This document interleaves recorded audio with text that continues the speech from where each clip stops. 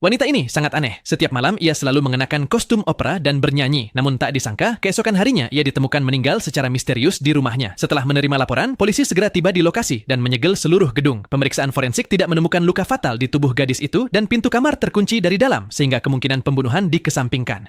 Maka polisi memutuskan gadis itu bunuh diri, kasusnya pun cepat ditutup. Namun tak disangka, sejak itu hal-hal aneh terus terjadi di kompleks ini karena setiap jam 12 malam dari kamar gadis itu terdengar suara nyanyian opera dan juga diiringi suara wanita berbaju putih menari. Seketika, seluruh kompleks diliputi ketakutan. Mereka tak berani mendekati gedung itu, takut terkena hal-hal yang gaib.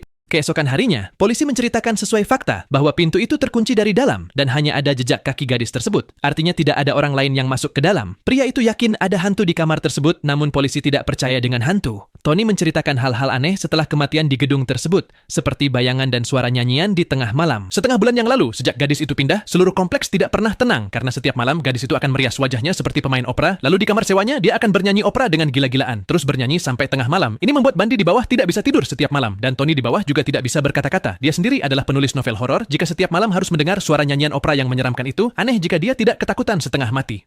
Keesokan paginya, Tony memberanikan diri naik ke atas, ingin bicara dengan gadis itu. Melihat pintu kamar gadis itu tidak tertutup, Tony langsung masuk. Karena tak ada jawaban, Tony bersiap pergi, tapi tiba-tiba punggungnya merinding. Tak disangka, detik berikutnya, Tony mencoba berkenalan dengan gadis tersebut. Dia juga memuji penampilannya yang bagus. Tony merasa gadis itu punya bakat. Namun, tidak peduli seberapa keras Tony mencoba mendekatinya, gadis itu tak berkata apa-apa. Gadis itu meninggal setidaknya 3 hari yang lalu. Polisi wawancara Tony. Ternyata Tony teman waktu kecil polisi tersebut. Tony menceritakan bahwa gadis itu sangat mengganggu penghuni lain di gedung itu, karena setiap malam dia selalu bernyanyi. Suatu malam Tony mencium bau busuk di kamar tersebut. Tony mengetuk pintu kamarnya. Polisi merasa aneh, karena gadis itu sudah meninggal 3 hari yang lalu. Untuk apa mengetuk pintu? Katanya, Tony mendengar ada suara nyanyian dan dia yakin itu hantu. Tapi polisi tetap tak percaya.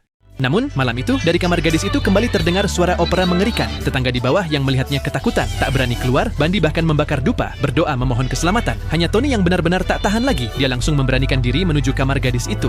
Hari ini dia benar-benar ingin melihat ada keanehan apa di dalam kamar gadis itu. Namun, saat dia melihat segel pintu yang masih utuh dan tak rusak, Tony langsung merinding ketakutan. Karena tidak ada seorang pun yang bisa masuk lagi ke kamar gadis itu. Lalu siapa sebenarnya orang yang berada di dalam sana? Saat dia mengintai dari gelap, pintu kamar gadis itu tiba-tiba terbuka.